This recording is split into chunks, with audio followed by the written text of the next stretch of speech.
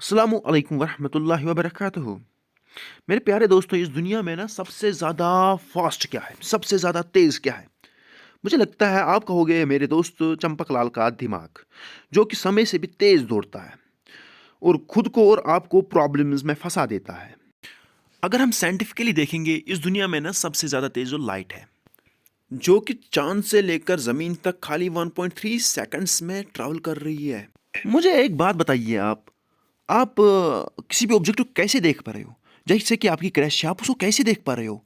या आपकी English ma'am को कैसे देख पा रहे हो आप या आपके उस बोरिंग से मैथ टीचर को कैसे देख पा रहे हो? ये सब हकीकत खाली लाइट की वजह से ही हो पा रही है।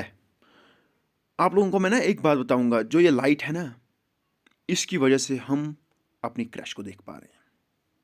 इसकी वजह से हम उस बोरिंग से मैथ टीचर को देख पा रहे हैं, जो कि मुझे यकीन है आप देखना नहीं पसंद कर रहे हो, लेकिन हम उसको देख पा रहे हैं मेरे दोस्तों। एक लाइट ही है ना, ये स्ट्रेट ट्रैवल कर रही है। चलो हम शुरू करते हैं ये topic. So what is light? Light is a form of energy which enables us to see objects from which it comes. मैं ना एक एग्जाम्पल दूंगा आपको कि सूरज से एक किरण पड़ रही है हम पर और हमसे एक किरण पड़ रही है सूरज पर। इस वजह से हम सूरज को देख पा रहे हैं दोस्तों। एक और बात मैंने आपको बताई थी कि ये जो लाइट है ना, ये डायरेक्टली स्ट्रेट ट्रैवल करती है। ये स्ट्रेट ट्रैवल करती है। Light has a double nature, यानी उसके डबल नेचर है। Light exhibits the property of both wave and particle.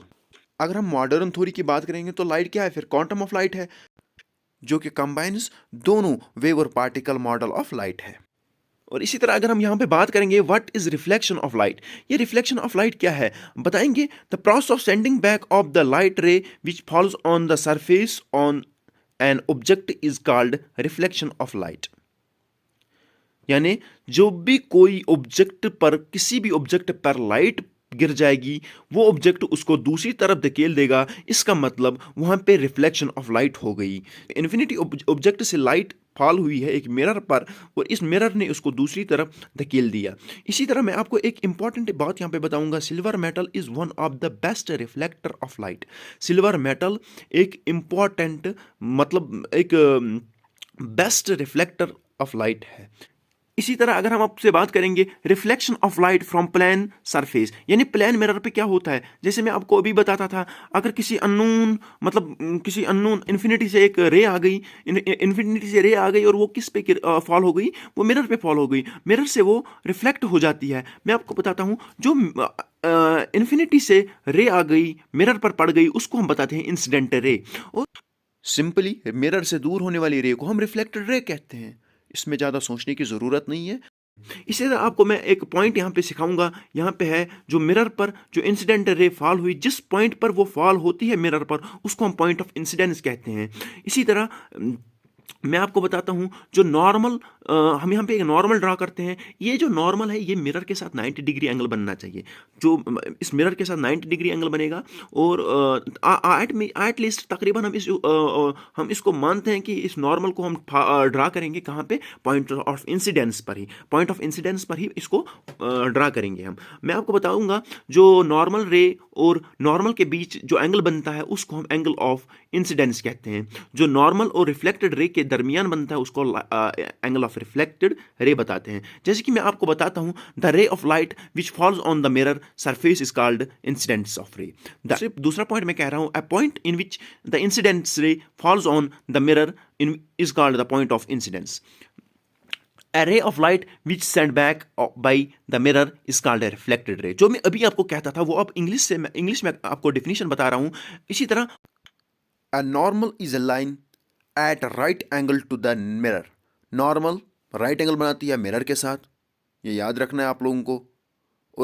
और एक बात है यहाँ पे, the angle of incidence is A angle of incidence वो एंगल है जो इंसिडेंट रे और नॉर्मल के बीच में बन जाएगा। उसके बाद और एक जो मैं ऊपर आपको दिखा रहा हूँ, ये जो बात है ना, बात इंसिडेंट रे और नॉर्मल के बीच में वाला एंगल, उसको बोला जाता है एंगल ऑफ इंसिडेंट।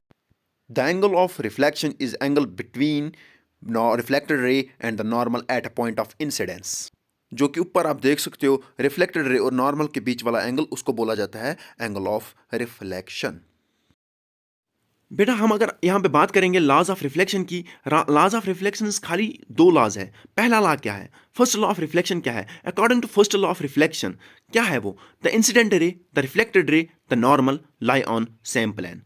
ये देख रहे हो बेटा, इंसिडेंट रे एक ही जगह, नॉर्मल रे एक ही जगह और रिफ्लेक्टेड रे एक ही जगह, ये सारे के सारे एक ही जगह लाई करते हैं। और अब सेकंड लॉ ऑफ रिफ्लेक्शन है बेटा, according to second law of reflection of light, the angle of reflection is always equal to the angle of incidence, that is angle i is equal to angle r. जैसे कि मैं आपको दिखा दूंगा, angle आई है ये बराबर है एंगल आर को, ये बराबर है ये इसको बराबर है, यानी angle of incidence is equal to angle of reflection.